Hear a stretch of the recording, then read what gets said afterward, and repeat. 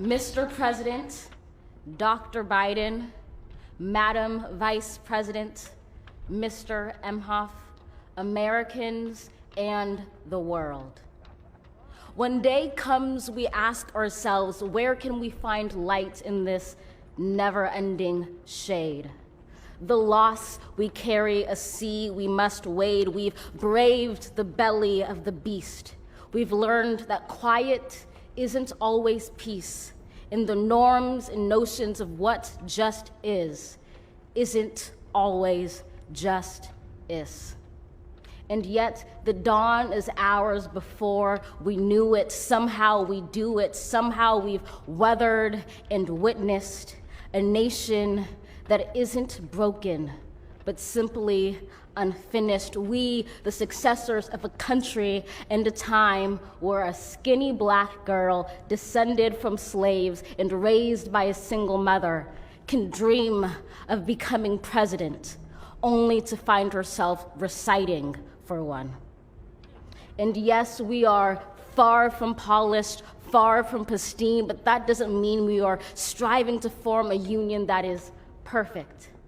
We are striving to forge our union with purpose, to compose a country committed to all cultures, colors, characters, and conditions of man.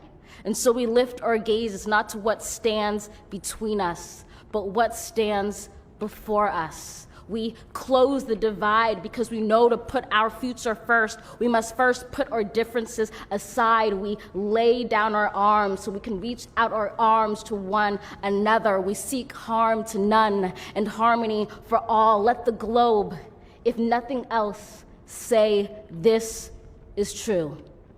That even as we grieved, we grew, that even as we hurt, we hoped, that even as we tired, we tried, that we'll forever be tied together, victorious, not because we will never again know defeat, but because we will never again sow division.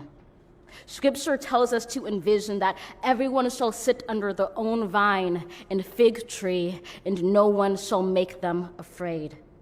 If we're to live up to our own time, then victory won't lie in the blade, but in all the bridges we've made. That is the promised glade, the hill we climb, if only we dare it, because being American is more than a pride we inherit. It's the past we step into and how we repair it. We've seen a force that would shatter our nation rather than share it, would destroy our country if it meant delaying democracy. And this effort very nearly succeeded. But while democracy can be periodically delayed, it can never be permanently defeated.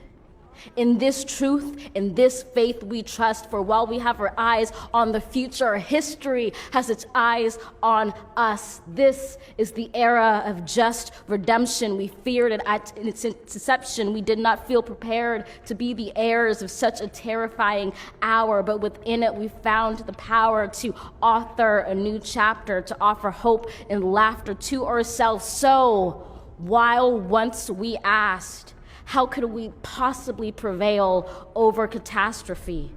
Now we assert, how could catastrophe possibly prevail over us? We will not march back to what was, but move to what shall be, a country that is bruised but whole, benevolent but bold, fierce and free.